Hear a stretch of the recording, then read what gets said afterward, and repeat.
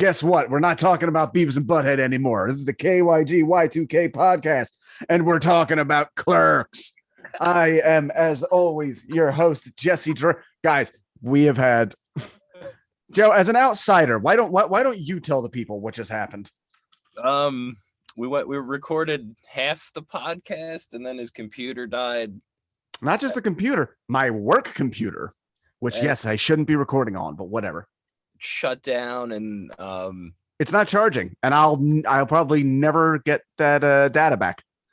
So there's half an episode missing, so we're just starting over, I guess. And then we're doing more than starting over. We're starting from scratch. Beavis and Butthead can fucking wait until that goddamn computer works.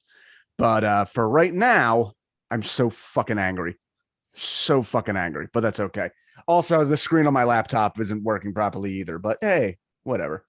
What was that? The trailer. Pull up the. Oh yeah. So we are going to talk about Kevin Smith and Clerks. Real quick, I am your host, Jesse Dram. You know me. I've been around for a while. You can check me out next Saturday at New Ridge Brewing, where we'll be having a free comedy show in the Pocket Park there. And also July 26th at Helium Comedy Club in Philadelphia, Pennsylvania on Sansom Street, where I will be competing in the Phillies Funniest Contest. Go check it out. Let them know my name and say, hey, I'm there to see Jesse Dram. And you'll get, I think, like $5 off. I don't know. Joey, what do you got to promote? I am going to be at Troma-Dance July 17th. My short Smile is playing there at the Mahoning Drive-In Theater. I made that with Zach Madsen. He wrote it, and I did all the animation and everything. Nice. And some of the voices. Yeah. Nice. Okay. So let's talk. Well, when did you first see Clerks? Now, well, you know, it's an even better question. When it comes to the Kevin Smith View Askew universe, which was the first movie that was on your radar? The first one that you may have seen? Dogma. Oh, I know. That's a spicy meatball right there. I would have thought I personally was Mallrats. Yeah, I figured. I didn't know about Mallrats. I had no idea. What happened was, and I've told Kevin Smith this to his face, I was a fan of Chris Rock. I had no idea who he was. I just really like Chris Rock, and I knew he was in this movie, and he was playing the 13th Apostle. And I was raised Catholic, so I was like, oh, a comedy about Catholicism? I want to watch this because, you know, I thought it was all ridiculous. And then these two guys showed up in that movie named Jay and Silent Bob. And I was like, who the fuck are these guys? And to me, they stole that movie. I was like, they were the funniest part of that movie to me. And then I had no idea they were part of an extended universe. I could go back to Jersey and make myself a profit. Yeah.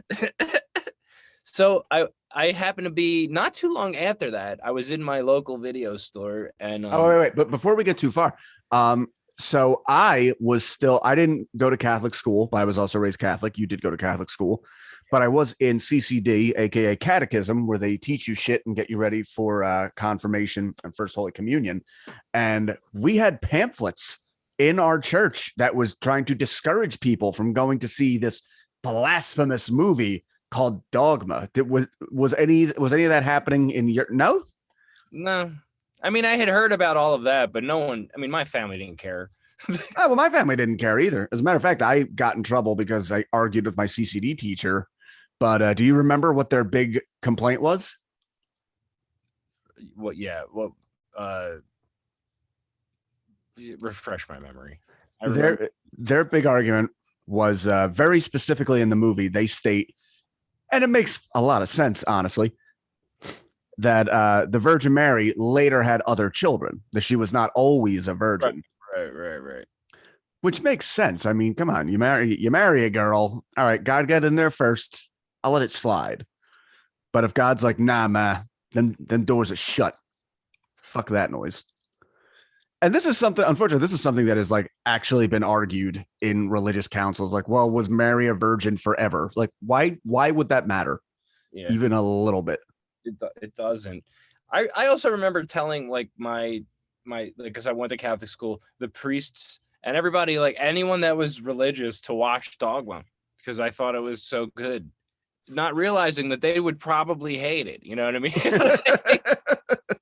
Me, I'm like legitimately like this movie is like really cool, and You're like, oh yeah, you know who has a great sense of humor? Catholics. I really like the message in this movie, and I think you would like the message. That was pretty much the same exact thing I said. Like, if you actually saw the movie, I mean, I don't know, Catholic, dude. I remember they got pissed off about the Last Temptation of Christ, and I saw that. Have you ever actually seen that movie?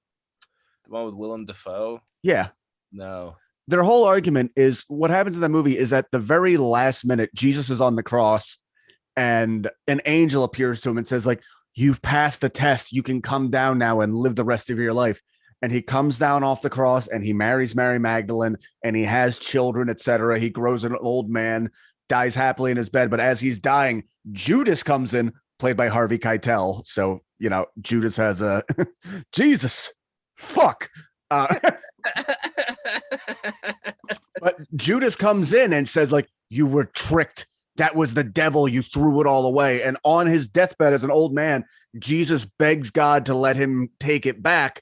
And he closes his eyes and wakes up back on the cross, dying. And like, hugely powerful. You know me, I'm not religious anymore. And I had very like, wow, that really made me fucking think. And of course, a bunch of fucking fat child molesting virgins otherwise had to be like, well, that's a little inappropriate to suggest that Jesus was actually a man. And it's, I don't know.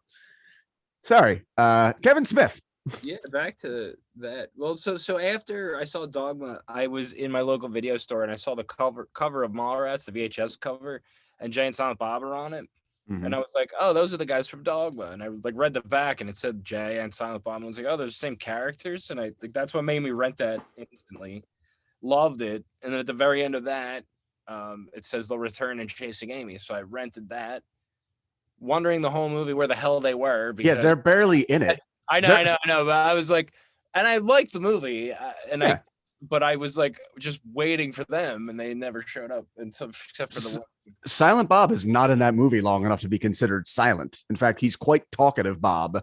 Yeah, there's a joke about that in the comic book Chasing Dogma, which bridges what happens right when they leave that moment, right when they leave that diner to right outside the abortion clinic in Dogma.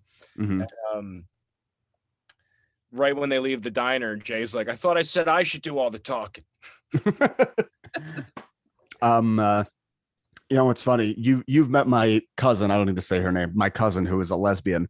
Yes. Apparently, she came out to her parents by making them watch that movie, and then afterwards saying, like, "So I'm that." Basically, right. That's how you came out in the '90s. I was like confused about her sexuality. Like, wouldn't she be considered pansexual or at least bisexual and not a lesbian? Wouldn't that? Well, I think the purpose is she never anticipated to fall in love with a Ben Affleck, but she did, which is foolish. Before she was with women, she was with men. Like Ben Affleck wasn't the first man she was with, and that was the whole reason he was upset. They didn't have pansexual wasn't really a thing back then. I'm just saying, in today's terms, is that what she would be considered? I'm just curious. I'm not. Yeah, well, here's the thing. You can say a bunch of different things. She could have said pansexual. She could have said demisexual, which really just means you're more interested in like a brain than the genitals or whatever. Because her whole finger cuffs was her name, her high school nickname. Yeah. That's so that she was definitely, you know what I mean? That's why I was always confused. Well, back then it was much more about living up to your roles. She had decided to be a lesbian at that point and had been living that for a long time, and now she has to re-examine herself. Which, by the way, I need to rewatch that movie. I have not watched it since I was a teenager, and it seemed kind of baffling for me at the time that like the answer was we need to all fuck each other. Right. Yeah, I was probably too young emotionally when I saw that movie to truly understand anything that was happening in it. I was just waiting for Jay and Bob the whole time. So hey, I will say though, that movie has one of the single best scenes of any Kevin Smith movie. Can you guess which one I'm thinking of? It's very early in the movie. The Darth Vader speech. Oh, yeah, that's fantastic. Yeah, the militant black comic book artist on stage and talking about how they reveal how horrible Star Wars is because we have a strong black man in Darth Vader, and then at the end he's demasked, and you see a crusty old white man underneath. And I believe the exact dialogue is, "They're saying deep down we all wants to be white." And then who says it in the? Oh yeah, Jason Lee stands up in the crowd. He's like, "Isn't that true?" And then he shoots him. But it was all set up. It wasn't like everybody was in on it. And by everybody, I mean Dwight. I think it's his name. Mm-hmm. Back when you could just back when you could fake a public shooting for a goof, the good old days. Yeah. Speaking of, I watched that movie, the show, The Bear, and in the opening scene, like, dude uses a gun to like calm a crowd down, and I was like, did they really make this show this year and use this? Dude, I watched Equilibrium the other day, which is like basically gun karate, and man, it really is. I know it's supposed to be like a dystopian future, but boy, do we fetishize the shit out of guns. Yeah, back to Kevin Smith though, and then Clerks was last what I saw because the guy at the video store told me about it. I didn't even know that one, but that was the last one. And then that's following summer, Jay and Silent Bob Strike Back came out in theaters. So that one I saw in theaters, and then Clerks 2 I saw in theaters. And yeah. So Clerks is obviously the one that puts Kevin Smith on the map. It's shot at the convenience store that he works at. He shoots nights and works days, which is, didn't he sleep like only an hour a day for a month or some shit? Something like that. He would have to. Well, that's why the shutters are closed, because that's why they made the gum in the locks thing, and then they would keep the daylight out, right? Mm-hmm. They'd shoot all night and then like break down, and then an hour later open for business. Like, yeah. Mm-hmm. Did you ever have a retail job like that? Yes, but not. I worked as a barista at Seattle's Best in the Borders Books at Broad and Chestnut. It's no longer there anymore. Didn't you meet somebody famous there? Richard Dreyfuss was in there once. I met a few people because they would do book signings there. I got you Nikki Sixx's book. Hell yeah, it's a good book. Thank you. Like, before it ever came out, too. You got like a promotional copy. Nice. Yeah, I'm trying to think. I did like I think my only real retail job ever, I worked at Spencer's Gifts. I was not sexy enough for Hot Topic, but man, Spencer's, you really want to kill fucking teenagers at the mall, I'll tell you that much. The ultimate teenagers' first sight of a dildo happens in Spencer's Gifts.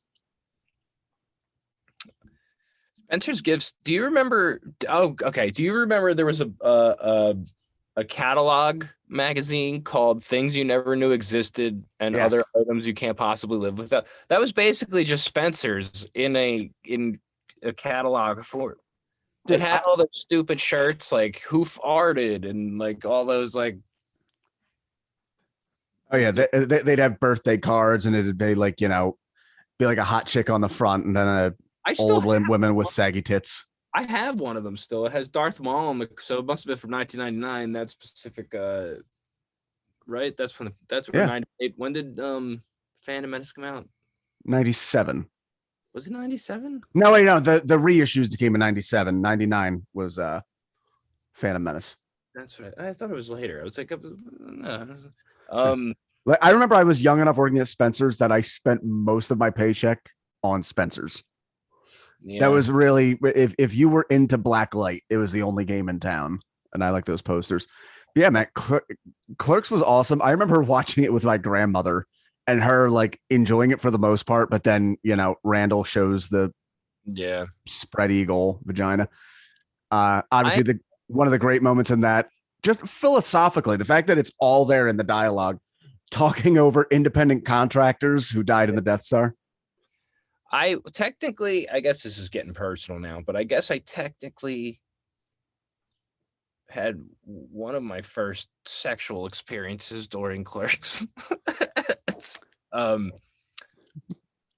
was a movie that I had seen it already, so it wasn't like I didn't pay attention to it. It was like the first time my girlfriend came over. That was what we put on, and then we didn't really watch it. You know what I mean?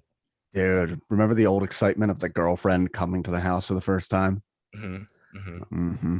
Malaise. So yeah, that was I never told Kevin that. Other people have said way more personal things to him, so like it's fine. That was, but that is true. So you keep mentioning talking to Kevin Smith. Now, obviously, I know it, but maybe you should tell our listeners what the connection is. Are you cousins? Is this like the Joe Rogan Gerard Way thing?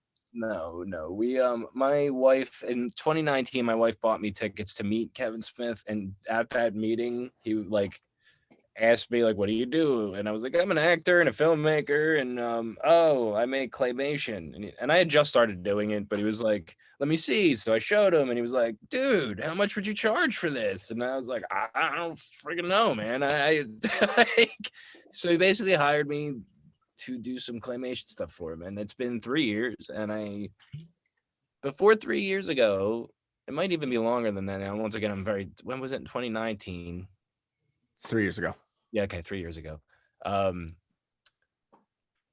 Never spoke to him in my life, and now I like pretty much every other month, every like 2 or 3 months, I see him either in Jersey or doing something, and yeah, it's weird. He knows who I am. I'm like by sight too. Like he's like Joe, and I'm like, hey man, like good to see you. And he was like, oh, yeah, it's weird. It's a very cool feeling because I've been a fan since Dogma came out, and it's been a long ass time since. See, all I want is somebody I looked up to as a kid to be like, wow, good going, Jesse, good job. Do you want a hot dog? And I would say, yes, I do. Reanimated corpse of George Carlin. Yes, I do. Kevin would give me a vegan he would give me hummus. That's right. He makes hummus. He makes his own hummus. But so like it is a very surreal thing to me because I was a big fan, and like his like success story was a very big inspiration for not just me but like everyone at that time. So everyone, like, especially if you are from this area, like just New Jersey, Philadelphia, you look up to the Dead Milkmen and Kevin Smith, and that's about it. If you're into wrestling, you have ECW, but yeah. So yeah, I was pretty stoked when so yeah, we have it's funny, I don't know what it's considered now, but I remember very much at the time it was considered like the View Askew-universe, like the big four, where it was Clerks, by the way, called View Askew-universe because characters are interconnected. Well, it was the New Jersey trilogy. It was Clerks, Mallrats, Chasing Amy. Okay. And then there was Dogma, which was a little bigger in scope. Does that even take place in New Jersey? The beginning and the end. Okay. Most of it's in like Chicago. Speaking of George Carlin, he's in that too. Then you have Jay and Silent Bob Strike Back, which was cool. It's the first the feature of Jay and Silent Bob. It's like the Avengers. Exactly. Yes. All the movies. Way before they did the Avengers. Exactly. Kevin Smith made his own contribution to comic book in that way. Then you have Clerks. Wrote a bunch of comics too, but that too. Clerks 2. I'll say this. Greater than it had any right being. Like a sequel that long, that far apart. It was what, 14 years, 13 years? 94 and then 2006, 12. Okay. It's like 12 years. But still, for it to be something with such humble origin, the only thing I can actually think of as like an analogy would probably be the Robert Rodriguez movies El Mariachi and then Desperado, where the first one was very much like shot guerrilla style, and then like years and years later you have like the big budget that, like, you know, if it wasn't for the two or all the backstory, you wouldn't even necessarily I think Clerks 2 could totally stand on its own. Yeah, you don't need to without any of the backstory. I would agree without the previous movie, because obviously their long-term friendship comes into it. But yeah, but you can understand everything that's going on. Clerks 2 is probably my favorite of all of them. I love it. It's got a lot of heart. I love it so much. Of course, we have Dante and Randall again. Jay and Silent Bob. This time joined by what's the kid's name? It's not Ezekiel. Elias. Yeah, the Christian boy, and talking about pillow pants. Just still pretty great. And the only thing I will say, Dante's girlfriend, well, no, Dante's girlfriend is Kevin Smith's wife, but yeah, Dante's kind of beating it off with a stick in that movie. Like, oh, I have Kevin Smith's hot wife, who is my wife, I guess, and also smoking hot at her peak, fucking Rosario Dawson as well. Fucking Brian O'Halloran, you lucky boy. Well, they make fun of that in the movie. Like Randall says, "Why do you always have two attractive women fighting over?" Oh, I forgot the one thing about Clerks 1. The character is named Caitlin because Kevin Smith had a huge crush on the character Caitlin Ryan from the show Degrassi, who would later appear on Degrassi Junior High, the sequel series, where Caitlin was still a character. And Kevin Smith fucks up the whole show arc by ruining her relationship with Joey Jeremiah. Never forgive him for that. Can I tell you that? Hold on one second. Mo! Mo is Joey's wife. My phone is ringing. Did my mom try to call you? I'm not cutting this out. Did my mom try to call you? She's calling me right now. So can you, Jesus. Oh my God. Anyway, she's always bothering me. She's not even home. I told her I'm doing this, like not to call me, but she got to freaking call me. Anyway, what was I saying? We're talking about Brian O'Halloran going ass to mouth with Degrassi. I had no idea that was a show. I had no idea. And you just found the DVD and like, is this dude Degrassi? I was like, what is this? Is this a new like straight to DVD movie or something? Oh, awesome! And I like put it on and I'm like, what is this? Like, I had no idea. That's how I learned about Degrassi. It's fun in his Degrassi run. The plot is he is in Canada making a movie called Jay and Silent Bob Go Canadian A, which looks pretty good, honestly. I wish one of these days he needs to return to it, because especially since, with the exception of Drake, those Degrassi kids ain't working for the most part. Yeah. So anyway, other things you loved about Clerks 2, and then we'll talk about Clerks 3. Well, we can't really talk about Clerks 3. Well, we can watch the trailer and you can be excited. The trailer, I could talk about the trailer, but it's weird because I've seen it, so I can't like. I haven't. Okay. I know. I'm not gonna say anything. You just talk. All right. Well, all right. So Clerks 2. Clerks 2 was my favorite. I just maybe because of where I am in my life, but whatever I do is not a waste of time. It's all building towards something. Toward making me some fucking fries like that. It's like I feel that. Especially because I worked in the food service industry, not so much. Even though that movie seemed to be extremely slow in terms of how food. Oh yeah. Maybe so, it's just real quick, for those who haven't seen it in a while, the basic arc of the first two movies is the first one. Characters Dante and Randall work at a convenience store and a video store, respectively, and they're in their 20s. They're miserable. They're not really doing well. The sequel, they are now in their 30s and they're working at a McDonald's knockoff called Moobies, which doesn't that go back to Dogma? Because it's like Mooby the golden calf. Yes, that was the first appearance of Mooby. Nice. So now they're still not doing anything with their life and working in food service, which is a bummer. And that place did seem like pretty chill for the most part. Aside from, didn't they get busy in like one scene? Yeah, but if you actually watch that scene, it's 3 people in line. There's not like a lot of people in there. It was Wanda Sykes, her husband, and then 4 people, like, and 2 people behind them. Oh yeah, that's right. That was the lot of racial talk there in that specific scene. But the end of the movie, they decide that Kevin said, I didn't think Rosario Dawson would sign on to that movie. I thought she'd get to that page and be like, nope, I'm not doing this movie. But especially funny now. Do you know who Rosario Dawson's like long-term partner is? Cory Booker. Yeah, the senator of New Jersey. Yeah. So I don't know. I'm surprised she came back for this one, but I didn't know she came back for this one until I just saw the image. But anyway, end of the movie, they decide that they need to buy the Quick Stop, the convenience store, and the video store again, and they'll be happy.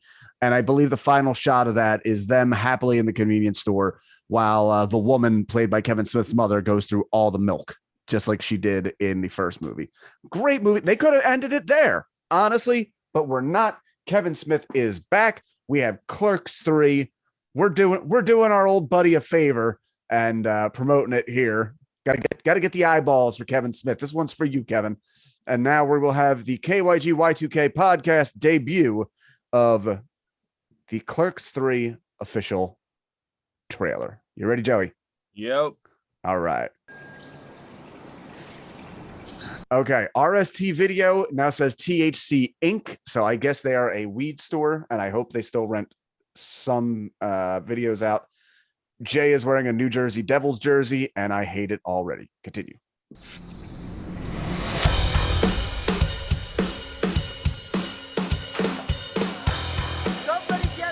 All right, they got a hockey game going back on the roof, like in number That's one. how we did it in the 90s, son. Ooh.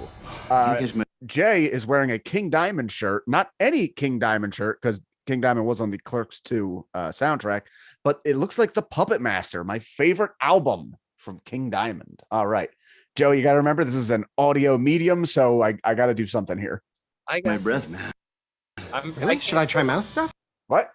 I'm not saying anything because I'm Okay. just listening to you. Oh. What is this, a Tinder date? Get off of me. Oh, shit. Mr. Dante! I need an ambulance at the quick stop. Ooh, Randall has a heart Saved attack. my life, man. Wish I had a life worth saving. What are you talking about? Sit around and watch the same movies over and over. I always thought you could have made a cool movie. You're right. Oh. I'm living on... Okay. See that thing he was watching on TV? That Ranger Danger. My good friend Mike Driscoll made that. Oh. I was actually with Mike the day Kevin told him that was going to be in the movie, which was I thought was pretty cool. That's awesome. So I got to admit, I did not know enough about the plot of this, but I actually kind of like this because it seems like Randall basically becomes Kevin Smith and makes a movie while working at the Quick Stop. Yeah, this is well, that is the plot of the movie. That's pretty cool, actually. Yeah, I really like that. Continue and watch the rest. On borrowed time. No more watching movies. I'm gonna make a movie! The unplugged. What's the movie going to be about? It's about him working here. Meta. Everything in the script is something either me or someone I know said. I'm not even supposed to be here today. Maybe Jay and Silent Bob could be characters. Jay and Silent Bob are like C-3PO and R2-D2. They've been here since the first movie, which was the last time they were cool. But they've been with the franchise so long, they still give them cameos and put them on the lunchboxes. Snifty Booches! Please tell me why. I believe in you. All right, we got them. They're filming. Say about the Death Star contractors. Get sued by Disney? No way. Now that's what I call acting! Take off your pants. What the hell is this? I added a scene where you get shot. I'm not letting you kill me off in the third act. What if there's a sequel? A sequel? What am I, a hack? Okay. I think it needs more weed. And it's a giant fucking joint. Well, why are you going to need more? That, I'm very excited for that. That looks cool. They also alluded to the alternate ending of the first Clerks, where somebody was going to come in, rob him, and shoot Dante at the end of it. Yeah, I can't. I actually saw the trailer about. I know it just premiered today, but I saw the trailer a month ago. So Haven't you seen more than just the trailer? Maybe. I've seen the whole movie. I saw the movie like in December. I literally cannot say anything else. I can say I loved it. Nanny does anal. All you got to say, NDA. Nanny does. Then again, NDA is all one syllable, so you don't really need to. You can't really shorten it. Sorry, you were saying? I wasn't saying anything. I loved it. I don't think you'll be disappointed. And just like your reaction to it, like that's the feeling through the whole movie. Like while you're watching, like that trailer that you just saw. Well, did a just very good job of capturing the feeling of the movie. Oh yeah, just especially like I'm kind of. I'm a little ambivalent. I'll be honest. I wasn't sure if this would be a movie for me, but that was interesting enough that I really want to see it now. So trailer worked. Okay, well, I guess that's it for our mini episode talking about Clerks. I guess we'll be back. Guys, you don't understand. This has been like ever since I had Joey to the show, it's just been a fucking nightmare. And it hasn't been his fault at all. There's a holiday. You have a newborn baby. There's a holiday weekend, and then I finally got a job. So like I was working last week, and now the job's over. So. Well, not to mention our other guest was just being a pain. What we have coming up, we were recording an episode on Beavis and Butthead. That got cut off. That'll probably be next week's episode. We have an episode on Half Baked coming. Me and my wife are going to do an episode on Welcome to the Dollhouse. If we ever, just give us 17 years to get this fucking kid out of the house. Wait, 18. She's only a month old. And it's, let's just go through. I want to tell you some episodes that we have in the pipe that I would like to discuss. I want to do an episode on Total Request Live. I'm very excited for that one. I'm going to pull up my list. Joey, tell them anything you want to discuss that we're going to get into. Well, I suggested the Kevin Smith topic just because we had the Beavis Butthead already, so that was that was one. And you know what the fun is? We just did enough of a condensed version of this that we could always go back and do another Kevin Smith one more. I also would love to do like a Ninja Turtle thing because I've had the original comics for a long time, but I've just gotten some more. Mm-hmm. Apparently there's a new Ninja Turtle movie coming out that based on that newest cartoon that I never watched. Someone I know from college was a writer on it, and I'm not shitting on it. I just didn't necessarily like the designs of those turtles in that show specifically. Mm-hmm. I don't know if he was a writer or an artist. I'm not sure. So we also have an episode coming up eventually. We had it scheduled. The guy dropped off. He's just been busy. I'm not going to say who, but it's a name. I want to do an episode on Ozfest. I have a guest lined up to talk about Jersey Shore with comedian Steve Rinaldi, Judd Apatow movies. I want to talk about, I don't know what the term is anymore. White guy. The societal trend for white teenagers to put on black affectations in the early 2000s. There used to be a word for them. I don't believe we use that word anymore. We're calling them the W word. But yeah, I want to talk about that episode in depth because those guys were like my fucking menace growing up. Oh man, I just have really bad heartburn right now. Oh no. Yeah. Might be the big one. Oh, you want to know something fucked up? This is totally off topic. So we've talked before how you and I both have a propensity for colon cancer in our family and have had to get colonoscopies as much younger men than would be typical. I'm getting one set up right now because both of my grandfathers died of colon cancer at a young age. I just found out the other day from my aunt. I've been wrong on how my fucking grandfather died this whole time. Really? Yeah, he died of he had a weakened heart from having scarlet fever as a kid, and he had an aortic valve condition, which in other words, don't fucking affect me. So I have been so convinced, well, I'll probably get colon cancer at some point. And it turns out my chances are just average. Well, my dad died of colon cancer. So I had a colonoscopy already. Well, aren't you the big shot? Okay. Well, I'm kidding. Well, I didn't mean it like that, you son of a bitch. No, I'm saying I'm glad I got the colonoscopy because they found 3 polyps already, and I got it when I was. How old am I now? 35. I think I got it when I was 33. So I'm gonna need another one soon. Yeah, I gotta get one before the summer's out. I'm actually gonna go in and get one without anesthesia because I hate being put under. I can't do that, man. I need to be knocked out for that. That's too invasive for me.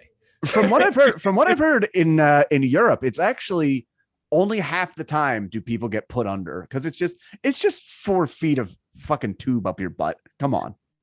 Yeah, but also like an endoscopy too. I don't want to be awake for that. That's I'd less likely be awake for an endoscopy than a colonoscopy.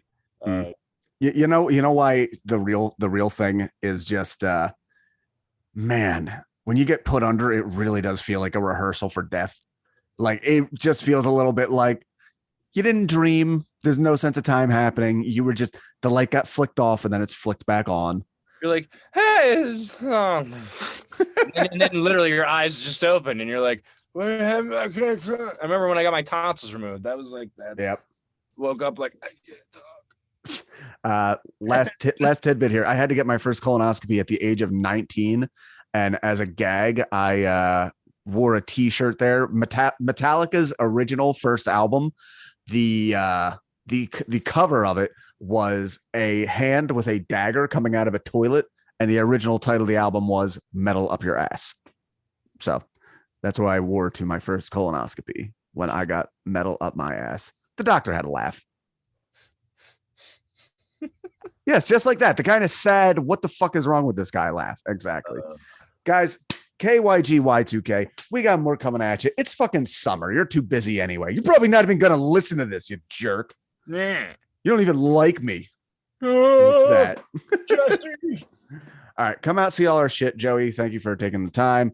I'm going to stop recording now. All right, bye.